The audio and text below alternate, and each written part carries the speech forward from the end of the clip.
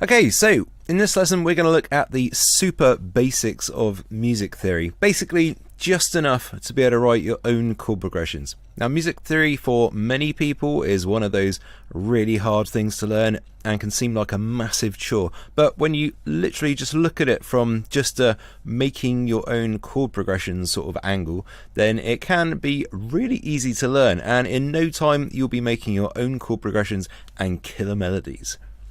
If you already understand music theory, then you're probably best to skip on to lesson 6 unless you want a reminder, and that's where we're going to start actually programming the melody. Now, if you do want to learn to be able to make your own awesome chord progressions and lead melodies in any genre, then check out our Music Theory for EDM Producers course, as it will really help you if you want to take what you're going to learn in these couple of lessons a few steps further. So making a chord progression can be broken down into a few really easy and very non-complicated steps.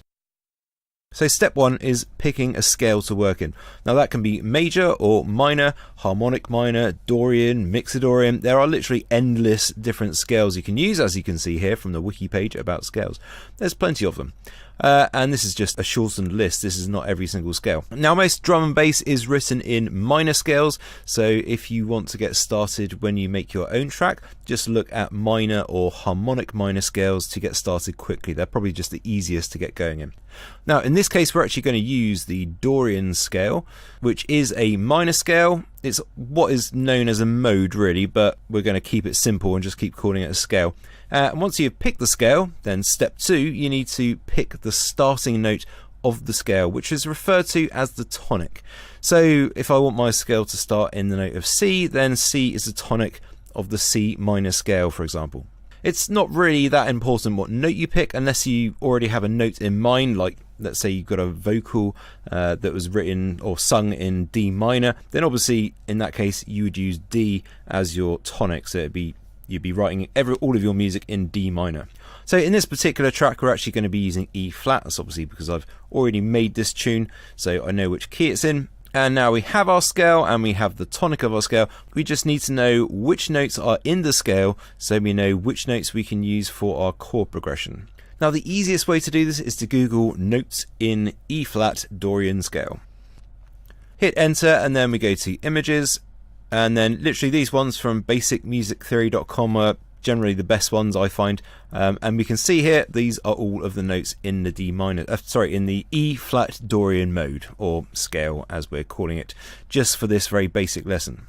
And you can see quite clearly, so it's basically all of the black notes plus F and C. So to make life easier for ourselves, what we're going to do is actually transfer these notes over to Cubase, just so we got them as an easy reference. So in order for this, we're just going to need an instrument. So let's just go to our media tab again in the right hand zone, and we want synth. Let's load up retrologue, and I'm just going to drop it into the arrangement.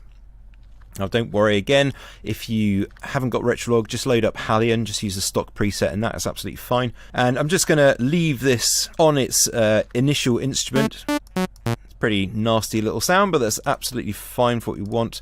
Let's just turn that down a bit as well. This is also another way of turning things down in Cubase. You've got your track inspector over here. You can just use this volume knob here, which, just so you know, coincides with the volume knob on the mixer as well. But the first thing I want to do, just before I do anything else, is actually change the tempo of this, because at the moment it's sort of playing like a slow 120 BPM, which is more like a slow breakbeat track or something rather than drum and bass. So we need to speed this up quite a bit, and we can do that in the lower transport panel. Now if you haven't got the lower transport panel showing, and come up to this setup window layout, and you've got all these different options here, so we can just click the transport bar there and it shows it at the bottom. Now if I just click once on that, it will highlight it, and I'll type 165 is what we're going for, and then when I play it, that's better. There we go. Okay, so that's a tempo change. Now let's just go in and draw our reference notes. So I'm just going to draw in a block of MIDI, or a segment of MIDI, just on the retrologue track. So I hold down my Alt key or Option on the Mac. I'll just go into this, and we know our first note is obviously E flat, so that's E. So this is E flat, also called D sharp, but as I said, because it's a minor scale, it's always called a flat, so you call that E flat.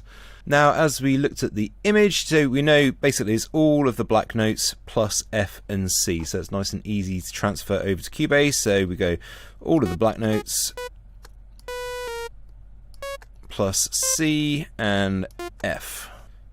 Just double check that, and yep, that's absolutely fine. So we've got our 7 notes, 1, 2, 3, 4, 5, 6, 7. Okay, cool. And then obviously it would repeat back on E again, or E flat again up the top. That's fine. So I'm just going to drag these over just so they're not actually in the sort of way of us making our chord progression. And I don't want to enlarge the part, I just want to move anyway. It's just telling me that I'm moving these MIDI chunks outside the bounds of the actual box, outside of the MIDI segment that we've got drawn into Cubase here. So I can actually just move that by sort of extend this block of MIDI if I want to, so it's made it twice as big now, so I can actually do that within the MIDI editor itself if I really want to. Just a slightly quicker way of changing the size other than having to come out and then sort of manually do it like that. So let's just set this to 8 bars for the moment, because that's how long our chord progression is going to be. Let's move this drum beat over and we'll just copy that one. So I'm just going to select with this highlighter to just hit Control D or Command D on the Mac, and then we copied our beat over. And in our retrologue MIDI we've got just our reference notes there, so we know these are the notes that we can use to make our chord progression. Okay, so those are the first 2 steps. Pick a scale, pick the starting note, the tonic, and then we can start talking about making chords, so triads, which we'll be learning about in the next lesson. If this video has been helpful to you, please do like, subscribe and hit the alert button to stay up to date with the latest tutorials from Born to Produce. Thanks for watching.